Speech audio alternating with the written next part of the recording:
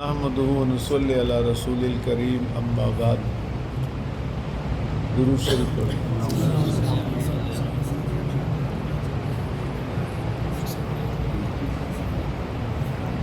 آج کے درس میں دو تین مشہور چیزیں ہیں، ان کے حوالے سے انشاءاللہ گفتگو کریں گے اور بظاہر اگلے درس تک جائے گا۔ ایک وحی کا لفظ ہے، وحی ایک الہام ہوتا ہے اور ایک کشف، یہ تین چیزیں ہیں۔ وحی، الہام اور کشف کا شرعی معنی کیا ہے، اس کی حیثیت کیا ہے، اور قادیانی لوگ جو کافر ہے اور میرے نبی صلی اللہ علیہ وسلم کے ختم نبوت پر شب خون مارنے والے ہیں، وہ اس کا کیا مطلب لیتے ہیں۔ تو پہلے ہم تعریف کریں گے۔ وحی شریعت کی اصطلاح میں اس کلامی الہی کو کہتے ہیں کہ جو اللہ کی طرف سے بذریعہ فرشتہ نبی کو بھیجا، اس کو وحی نبوت بھی کہتے ہیں۔ کتاب کی صورت میں جیسے تورات، انجیل، زبور، قرآن، یا ویسے کوئی پیغام جیسے حدیث میں ذکر ملتا ہے، تو نبی کو فرشتے کے ذریعے اللہ کا پیغام آئے اس کو وحی بولتے ہیں۔ انبیاء علیہ السلام کے ساتھ یہ خاص ہے، جتنے بھی انبیاء ہیں ان انبیاء علیہ السلام کے ساتھ یہ خاص ہے۔ اگر بذریعہ القاء دل میں ہو تو اس کو وحی الہام کہتے ہیں، وحی الہام۔ فرشتے کا واسطہ یہاں ضروری نہیں ہے، اللہ نے الہام کر دیا، اور یہ بزرگوں کو بھی ہو جاتا ہے جو اللہ کے نیک بندے ہوتے ہیں، اولیاء پر بھی ہوتی ہے۔ اور بذریعہ خواب ہو تو اصطلاح شریعت میں اس کو رؤیا صالحہ، رؤیا کا معنی خواب اور صالحہ کا معنی نیک، سچا خواب۔ یہ عام مومنین اور صالحین کو بھی ہوتا ہے، بلکہ سچا خواب بس اوقات کافر بھی دیکھ سکتا ہے، جیسے سورہ یوسف کے اندر ہے کہ وہ بندے بھی کافر تھے اور بادشاہ بھی کافر تھا اس وقت۔ اور غیر نبی کو بھی یہ ہوتا ہے اور اس پر اطلاق ہوتا ہے وحی کا۔ وَأَوْحَيْنَا إِلَىٰ أُمِّ مُوسیٰ، موسیٰ علیہ السلام کی والدہ کو ہم نے وحی کی۔ اب یہ وحی یہاں بمعنی الہام ہے، اس لیے کہ موسیٰ علیہ السلام کی والدہ نبی نہیں تھی، مگر اور اشارہ میں جب لفظ وحی بولا جاتا ہے تو اس سے وحی نبوت ہی مراد ہوتی ہے شریعت کے اصطلاح میں۔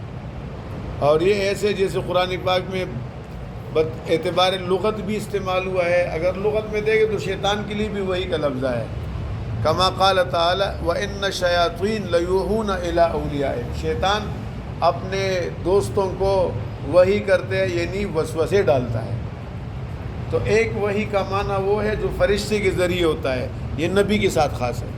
کس کے ساتھ خاص ہے؟ ایک وحی جو ہے اللہ نیک بندوں پر ان کے دل میں القاء کرتے ہیں، اس کو الہام بولتے ہیں۔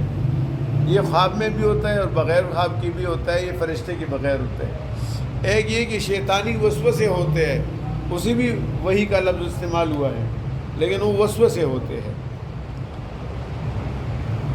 اور شیطانوں کے حوالے سے قرآن نے ایک اور جگہ ذکر کیا، وَكَذَلِكَ جَعَلْنَا لِكُلِّ نَبِيٍّ عَدُوًّا شَيَاطِينَ الْإِنسِ وَالْجِنِّ یوحی بعضهم الی بعض، ایک دوسرے کو الہام کرتے یعنی وسوسے کرتے ہیں، شیطانی پیغامات پہنچاتے ہیں۔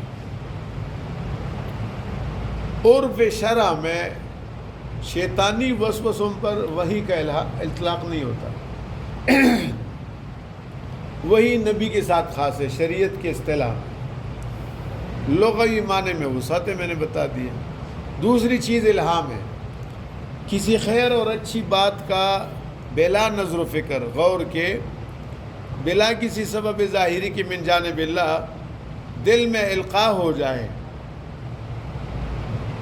خیر کا، نیک آدمی کے دل میں القاء ہو جائے، اس کو الہام بولتے ہیں۔ کیا بولتے ہیں؟ الہام۔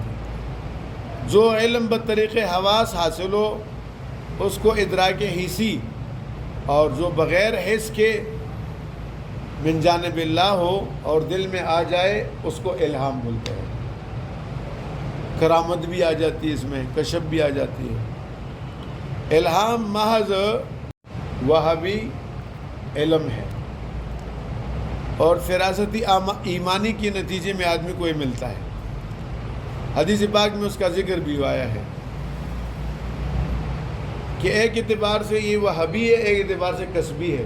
کسبی کا معنی اپنی محنت کا دخل ہو، کہ آپ جتنا نیک ہے، ذکر کرے، تلاوت کرے، نوافل پڑھے، دل کو صاف رکھے، تو اللہ تعالیٰ یہ آپ کے ذمہ تھا، یہ آپ نے کر لیا، اس کے نتیجے میں اللہ تعالیٰ آپ کو بصیرت عطا کریں گے، فراست عطا کریں گے۔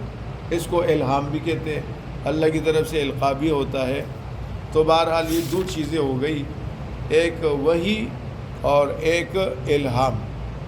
یہ دونوں کا میں نے تعریف بتا دیا کہ وحی نبی کے ساتھ خاص ہے، وحی فرشتے کے ذریعے، اور الہام اللہ کے کسی بھی نیک بندے کے دل میں اللہ کوئی بات ڈالے، اس کو القاء اور الہام کہتے ہیں۔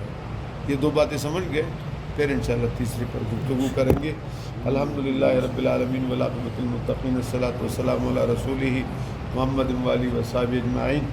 یہ حاجی صاحب بھی حج سے آئے اور یہ قاری صاحب بھی، تو آپ میں سے کوئی ساتھی دعا کرے، اس لیے کہ حج سے آنے والوں کے بارے میں کہا ہے کہ ان سے آپ دعا کی درخواست کریں، دل میں کرے کوئی، ان کے لیے، بھائی کے لیے بھی دعا کرے، اللہ میرے بھائی کی مغفرت فرمائے، اس کے درجات بلند کرے، جنت الفردوس میں اعلیٰ مقام نصیب فرمائے، ان حضرات کے حج کو قبول فرمائے، ہمیں بھی وہاں کی حاضری نصیب فرمائے، حضور پاک صلی اللہ علیہ وسلم کی ختم نبوت کی خدمت کے لیے ہم سب کو قبول فرمائے، اللہ ہماری نسلوں کو بھی قبول فرمائے، یا اللہ ہماری اس مسجد کو دین کا مرکز بنا دے، اور یہاں کی فیوزات کو سردانگ عالم میں پہنچا دے، اور ہر خیر ہمیں عطا فرما دے، ہر شر سے ہم سب کی حفاظت فرما دے۔ وصلی اللہ تعالی